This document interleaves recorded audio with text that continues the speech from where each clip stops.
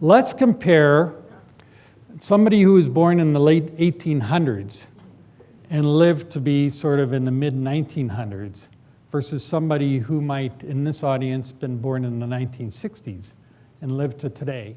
And let's compare it, because we always talk about technology and applications and stuff like that. Let's really think about how you live your life, because that's something that realtors really understand. A home is where it's the core of how you live your life. And if you look across on these dimensions, like personal travel, like in the late 1800s, it was by horse and buggy. Nobody had a concept of a car, or it was just coming out. Between the 60s and today, the cars, in fact, I was really amazed to find these two advertisements of a Mustang, the 1965 Mustang and the 2015. It looks like it might even be the same road. I'm not sure. Same color, almost same angle. And when I reflect back, I was born in the 50s, but in the 60s, my parents took us as a family to Disneyland. And you know what? We drove on the same highway, same freeways that you go on today. And in fact, we drove faster because the speed limits used to be faster. And there was air conditioning. Really, you start thinking about things like travel, some of these other dimensions. Air travel. Of course, in the 1800s, that was so foreign to think that there'd be people up in the sky. But from the 1960s to today, it's actually been the same jet, the Boeing 737. Obviously, it's improved in terms of its technology and such. But as a core, as a foundation of being able to go to the airport, get on a jet and fly to Europe even, that's been around for a long time. Home heating went from wood stove. Imagine like this was a cold winter. If you had to get up and stoke the stove, or even lower down we have plumbing. If you had to go out to the outhouse. Honestly, for years now, for almost 100 years, we've had a lot of these conveniences, and our lives are not that much different in that regard. And for me, a real test is, I thought about it when I was doing the research for my book, and it occurred to me, my routine every day has really not changed much. You get up, and you have a shower, and you make your breakfast, cook your eggs or whatever. And by the way, you're woken up. In my case, I have the same alarm clock that I had like in 1982. Still works, does fine. And you jump in your car, you drive to, honestly, we think that we're in very fast changing times, but not necessarily. And I love this quote from a Berkeley professor who says, someone born in 1860 who lived to be 70 years old grew up in a world of horses for travel, candles for light, salting for canning of food preservation, and telegraphs for communication. The world of their passing had cars and airplanes, electric light and refrigerators, telephones, radios, motion picture. And we find ourselves wondering why our present progress seems so paltry in comparison. Another indicator, remember when you were growing up, those my age, and we had the Jetsons? Where are the Jetsons? I love this quote too. We were promised flying cars, and instead what we got was 140 characters. Which is really to say we've taken so much of our technology and not changed the way we live because we like it. We've instead changed some of the devices and some of the ways that we play. And that has a big impact on where we're going and what the risk is to this community. But I'll just share with you a little more, because this is a big part of my book, and I really started thinking a lot, well, where does this change really come from? And why are we missing out? And why are we maybe even resisting change? And what drives change? Well, technology really drives change. And so what I found was economists had this term that they call general purpose technologies. And they have a definition for it. It's pervasive technologies that provide an inventive platform that will interrupt and accelerate the normal march of economic progress. You might say, Jim, that sounds interesting. Give me an example. Here's a very big example, the wheel. Think about all that's changed because the wheel was invented. And actually, here's some interesting little tidbit, is the wheel was originally invented as a horizontal thing, not upright because it was for pottery. So they, the Mesopotamians, they needed something to hold their food. So they built the pottery wheel so they could build bowls. And it was actually, reportedly, nobody really has the truth on this, but it might have been as many as 300 years before somebody said, well, wait a minute, maybe we can put an axle between two of these and we got a transportation device. But the wheel is general purpose technology. The printing press, big general purpose technology. We may not have ever benefited from the Renaissance if we wouldn't have had the printing press to be able to capture a lot of that great art and literature and music. Well, then came the Industrial Revolution, which was a combination of at least a couple of significant general purpose technologies, probably the big one being the steam engine, which allowed us to do industrial works in a much bigger way than using horses and donkeys. Well, here's an amazing thing that I found that really explains the whole story of what happened in the 20th century. There was a 3-year period in the late 1800s when 3 general purpose technologies were invented. Within 3 years, you'll see that these 4 span millennia. But in a 3-year period, 3 were invented in the late 1800s. Does anybody want to take a guess at what some of them are? The internal combustion engine.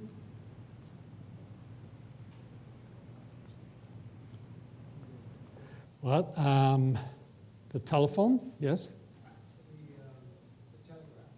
The telephone. Now we got them up. The internal combustion engine and the light bulb. All invented within 3 years of each other. And this was actually a very exciting time. Well, what did that mean for us? Well, this chart actually shows the adoption of those 3 general purpose technologies in North America over the 20th century. The first one, the dotted line, is electricity in terms of distribution to houses. The second one is a telephone in terms of telephone lines to houses. And the third one, the more of a dashed line, is the automobile, which was the main way of implementing the internal combustion engine. You'll notice there's a bit of a shift in the automobile. Anybody know what that was all about? World War II. World War II, very good, because they really shifted all of the production, any manufacturing towards building tanks or planes or anything like that. This is carved up. It actually, if you went to school and you learned something called the S-curve, this proves that the S-curve actually happens in terms of adoption. And there's different periods. So there's the innovation period and democratization, which allows you to take something like the light bulb and then expand it into electric distribution, and then you can have home heating, and then you can have appliances and entertainment systems and so on and so forth. This graph really explains why the 20th century was so great and why Donald Trump says we need America to be great again. Because when you're doing all this expansion, you think about a car, it's not just the engines. You need all the steel for the bodies, you need all the rubber for the tires, but that's nothing. Then you need all the roads for them to travel on. Then you need all the gas stations for everybody to fill up, and it just goes on and on. Look at, in this short period of time, all of that was built around the world. And for somebody my age, there's some younger people here, but we really benefited from that. But now it's done. And we've reached the top of that. And you might say, well, Jim, there was at least one other general purpose technology through this period. And some would say that's true, and that's the computer, or some would say the internet. And some actually call the computer the Industrial Revolution 3.0. But it hasn't really shifted, as I showed in the other graph, it hasn't shifted how we live our life. And in fact, this slide is called constricted vision, which is something that we've done thus far with the computer, because we spent about 50 years trying to take all that computing technology and turn it into a phone, because we like phones and we understand phones. So I don't know if that's going to last for a long time, and that's the whole thing about machine learning. is there's two schools of thought with economists. Some think we have completely missed the boat on computing technology and we're probably going to fail as a society because of that. And others think, no, we're going to move to machine learning and machine robotics, and it's going to forever change how life is in the world. And nobody knows exactly how this is going to fall out. And then the second principle that's really restricted us is that we look at change through our theoretical lenses. So we've developed theories, and in particular management theories have been developed over the period of exploitation and commoditization, which has really limited our vision. We don't think in the sense of somebody who's traveling in a horse and buggy today, and tomorrow they'll be in a car. We think of somebody who's traveling in a car today, and they want a faster car, or they want a safer car, or they want a slicker looking car. And that's why all of our theory in business actually is, and you will have seen this before, either differentiation or cost leadership. It's really fiddling around the edges. We don't get it about real transformational change. So because of that, I feel that there might not be much risk, even if the researchers are correct that, that real estate brokers are going out of business, because we don't actually change much. We talk about it, but it doesn't happen because of these two principles. So the evidence would say we're not in fast-changing times, there's nothing to worry about. The next question is, do disruptions really replace or expand? In other words, the idea is machine learning will come along, boom, everybody's out of a job, and a robot takes over. But what we found again, over and over again, is that disruptions are thrown out there as a big threat, but they don't replace. So remember when the VHS came and everybody thought, oh, the movie houses are going to go out of business, movie stars aren't going to make money anymore? Come on, do you see how much Star Wars made? It still carries on, even through all of these different transitions. Other disruptions in energy, we've had solar power forever, wind power forever. It has not totally taken over. Electric cars, actually there was a battle between the internal combustion engine and the electric engine when the car first started. So it's not a new phenomenon. These things, these disruptions come along, even online retailing, they don't wipe businesses out overnight. If they do, it takes time. And probably this one, not so much books, because people really like books, but more media, newspapers are now starting to feel the pinch, but it's been 20 years in the making, and it could be another 10 years or so. So that's the second reason why I'm not so worried about what these scholars say about realtors. And the third one is a broker, which is to say that real estate is different from all other transactions. It is emotional. It is what you're selling is where people center their life out of. And so that emotional connection, that ability to show that you care for people and you really are concerned about their individual needs, puts you in a totally different class than different salespeople or people involved in sales. And one of the shocking things I found in this survey, and this is where I think they're off, they actually had sales engineers very high up, like in the top 20 out of the whole thing, because of the technology and sophistication, which I don't get, because actually any robot can sell technology and sophistication, but only people who actually feel can sell emotions and feeling. And this is catching on, not just at this level, but at all levels of real estate. And I found this quote really, really powerful of Rob Spire, the CEO of Tishman Speyer. Tishman Speyer actually has 100 million square feet of mixed-use space, where they have office, they have residential, and they have retail all over the world, 100 million square feet. And he said, we can't just focus on bricks and mortar anymore. We need to be sociologists. People are using our buildings in a fundamentally different way. And this is really the realization that I came out of when I looked at all of this, is it's so important if you don't want to be replaced by machines, because to recognize that, well, A, I don't think it'll happen because we're not living in fast-changing times. Disruption is not necessarily about replacing the pie. It's about increasing the pie quite often. And real estate is not your average kind of sale. It's something quite a bit different. And plus, real estate is very exciting. So there's a home component of it. But even just looking at photographs of skylines, this is Calgary, Toronto, and Vancouver, gets people excited all the time. Real estate is a very exciting industry. Even the new suburbs are looking a lot different.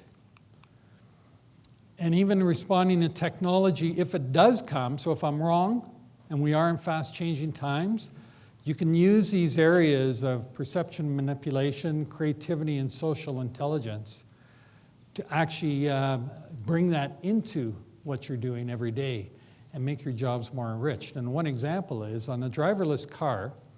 If the driverless car does come and it's pervasive, and they're all solar powered, so we don't worry about the emissions out of them, does that mean that we go to higher density or lower density? Does that mean we go to mixed use or segregated use? Because I could make the argument, if I get into my car at the office, it's a driverless car, and I sit in the back and I'm reading the paper or I'm watching a movie or whatever, what do I care if the car is taking me to Canmore? What's the difference to me? On the other hand, people might say, well, you know, it's a great opportunity to go into more mixed community. I think probably the answer is more diversity and more opportunities to sell exactly what fits for an individual. So I think, come on, you know, like technology, if it does come as fast as they say it's going to come, that could be great for you. I don't buy what the researchers say. It's a short story. And one of the reasons why is because maybe it's self-serving, because we just started the Westman Center at the university on real estate studies, and I want to make sure we're successful. But I actually think it's well-positioned, and real estate is a great part of our future. We drive our Westman Center by what we call a why statement. In other words, why do we exist? We exist because we believe in creating entrepreneurial and ethical leaders in the real estate industry. Those are the two foundational principles of our business school. It's the new disciplines, it's the new skills that we put into everything that we teach at our business school. We believe that every single student who goes through any of our programs needs to learn to think like an entrepreneur. Now, they're not going to be the next Mark Zuckerberg or anything like that. Some of them might be, but we graduate about 800 students a year. So I'm not under any illusion that they're all going to go and do startups and make their fortune. But I do firmly believe that somewhere along their career, it'll be really important for them to be able to think like an entrepreneur and think outside the box and be creative and be open and accept that sometimes things don't go right, but you learn from that and you move forward. By the same token, we believe very strongly that all of our students, all of our graduates have to be strong, ethical leaders. That integrity is so important. And it'll become more and more important as we go into a more complex world. And if these changes come about, lack of integrity will be exposed immediately through technologies like the blockchain. You can't, we're soon coming to a point where you can't fool people. You've got to be honest and high integrity, so we think that that's really important for our students. Whoops. Our program started, the idea started in 2011. Jay Westman came along with his gift, $5 million. By the way, I saw on that chart, congratulations to you, $6 million on your charitable foundation. That's really outstanding. That's an amazing accomplishment. We were very fortunate to have Jay and a lot of Calgary people come together and finance us. In 2013, we launched the Westman Center and developed our vision and our strategy and got our staffing in place, which allowed us then to build our program. So now, if your children or nephews or nieces or whatever come into our program, they can do a BCom with a concentration in real estate studies. And they'll learn about real estate marketing, they'll learn about real estate finance, they'll learn about how to plan projects, how to get approvals at the city. That's now part of our program. As well, at the MBA level, we have a specialization in real estate studies. So we're now in that period of delivering our product and going to the next stage to ideally create a center of excellence. We've looked at ones at MIT, at Berkeley, and that's where we've got our sights set, that we can match those and put out something that Calgary would really be proud of. So we're quite excited about it. The three legs of it are our students, our research, and our community engagement. On our community engagement, actually tomorrow we have a luncheon at the Weston called our Brookfield International Speaker Series with a professor from Berkeley speaking about affordable housing. So it's an example of how we're trying to bring people into Calgary and make sure that we've got the best of the best working with us so that we could advance our real estate. So in short, I'm not worried about the real estate industry. I'm very bullish on it. I love it. I worked in it. And actually, I'll tell you one other thing is in 1999, I did believe that there was disruption. So that's almost 20 years ago in the industry. And in the .com, I was involved in a company. I was president of a company called 411 HomeNet.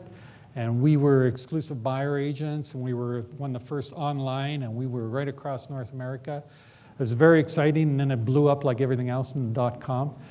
But it really taught me that you can see the elements of change right ahead of you, but the world doesn't change that fast. And at the end of the day, it's just how much you show care and respect for people that really keeps you strong and in business and successful. So thank you very much for this opportunity to talk to you, and congratulations on all your successes.